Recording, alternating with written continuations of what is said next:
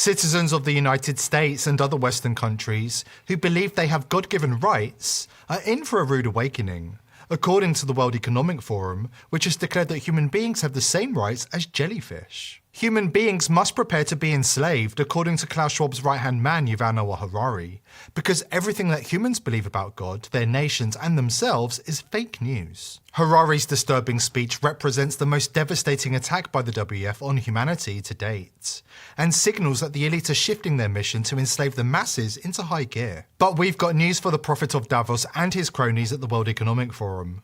We the people are waking up.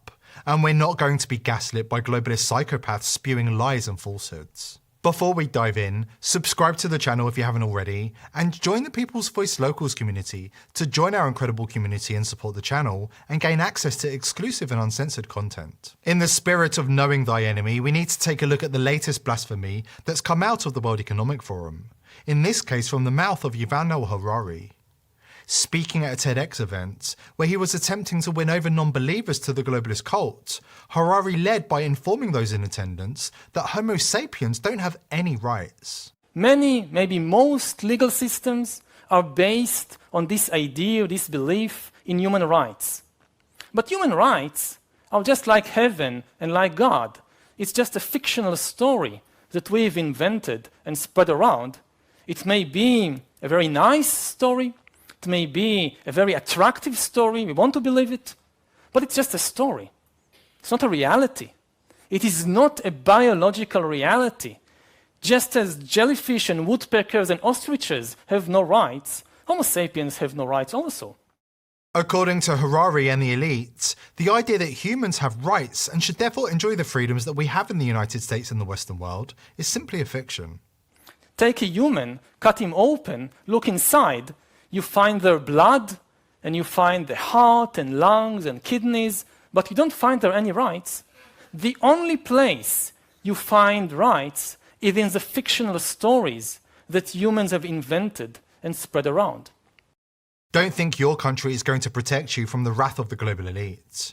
According to Harari, the global elite do not respect nations. Just like your so-called rights to freedom, nation-states are nothing more than fake entities that can be dismantled whenever it suits the agenda of the globalists. And the same thing is also true in the political field. States and nations are also, like human rights and like God and like heaven, they too are just stories. A mountain is a reality. You can see it, you can touch it, you can even smell it. But Israel or the United States, they are just stories, very powerful stories, stories we might want to believe very much, but still they are just stories. You can't really see the United States. You cannot touch it. You cannot smell it. It hardly needs saying that Harari's blasphemy directly contradicts everything that's good and right in this world.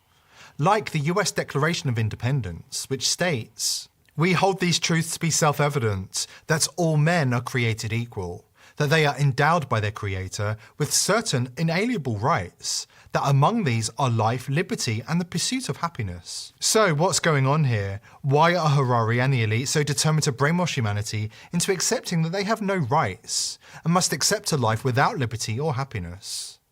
As a member of the European Parliament, Christine Anderson explains that it's all about erecting a totalitarian control regime. It's just part of, that overall agenda, which is to erect a totalitarian regime in which people are under complete control.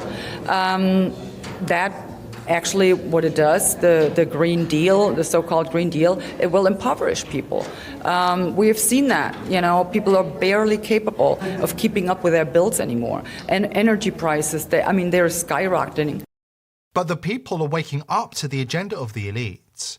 And all across the world there are protest movements growing by the day to thwart the plans of those who seek to take away our freedoms.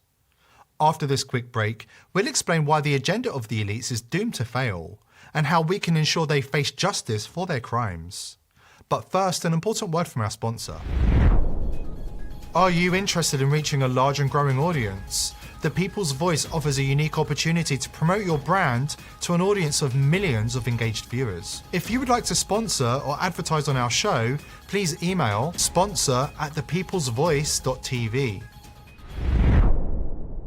Paris and Berlin are in gridlock, as French and German farmers join their Dutch allies in rising up against their WEF-infiltrated governments and refusing to be driven out of business. These protests featuring real farmers and real people couldn't be any further away from the rarefied air of the World Economic Forum in Davos, where, this past week, the elites were meeting and plotting to ban everything in your life that you enjoy until you accept your fate as a slave. They've already warned us that we'll be locked in 15-minute cities without any right to travel, without the right to eat meat, and without the right to buy more than 2 or 3 new outfits per year. And now they're coming for our simple pleasures. That's right, the WEF have now declared war on coffee. Basically, the coffee that we all drink emits between 15 and 20 tons of CO2 per ton of coffee. So we should all know that this is, every time we drink coffee, we are basically putting CO2 into the atmosphere. One of the reasons is because most of the coffee plantation, or most of the coffee is produced through monoculture, and monoculture is also affected by climate change. The quality of these nature assets is deteriorating quite rapidly. This full frontal assault on our rights and freedoms has been years in the making, and the COVID pandemic was just the beginning. If you think COVID wasn't planned as part of a wider agenda, take a look at this interview with investigative journalist Harry Fox, filmed in 2014. Yes, a whole 9 years ago, long before COVID. The ruling establishment has a lot of, they will stop at nothing to complete their toolkit of control. Right? So one of the things that has been missing from the toolkit of total control has been quarantines and curfews, right? Mm-hmm. So now, welcome to the new world in America, where to get on a bus, to go through a subway station, if you think that the procedures at the TSA are onerous, right? Guess this is coming to a bus depot near you. It's a more invasive way, and the ruling class needs this because, let me say, if the ruling class ever saw wide-scale civil unrest, you'd see an Ebola outbreak in America right away. Okay, so this is, what you see is that Ebola is another tool in the toolbox of the ruling class to control. Yeah, to keep down absolutely, repression. positively, 100%. This is a tool. Right. Ebola doesn't just magically start spreading. Mm-hmm. And then we have this doctors that come back here. The white people, of course, live. Mm-hmm. You know, the 2 whites who got it survived. All the black people that get it die. Right? It's very possible that these one of these NGOs over there is going around with a veil of Ebola or spreading it from a small plane onto villages. The point is to get hundreds of thousands of people infected with it and create the next phase of control. Now, one of the things I'd like to show to back up my my claims here. Here's a document from the Rockefeller Foundation. Rockefeller Foundation, right there. You can zoom in on that, where my finger is. It's called Scenarios for the Future International Development, the Rockefeller Foundation. All right. Okay. Let's take a look at what they're saying here. This is something like a 50, 60-page document. I'd like you to go to page 18, if you can look at this up on the internet, but I'll read it off to you. It's called lockstep, lockstep. And this is a phrase that I used right after 2001 when I saw the entire system of the United States, including the population, were in lockstep. So the Congress went along, and yes, it was Osama bin Laden, and the people waved their flag and said, I hate, hate, hate, hate, and everything was in lockstep. Harry Fox is describing mass formation psychosis, a form of social conditioning used by the elites to terrify the masses into submission. 9/11 and the COVID pandemic being 2 egregious examples that have changed the world for the worse and forever. These tyrants have now become arrogant and sure of their own success. They are no longer hiding in the shadows and pulling puppet strings from behind the curtain. But we don't have to continue falling for these tricks. We don't have to continue handing our birthright to the global elites.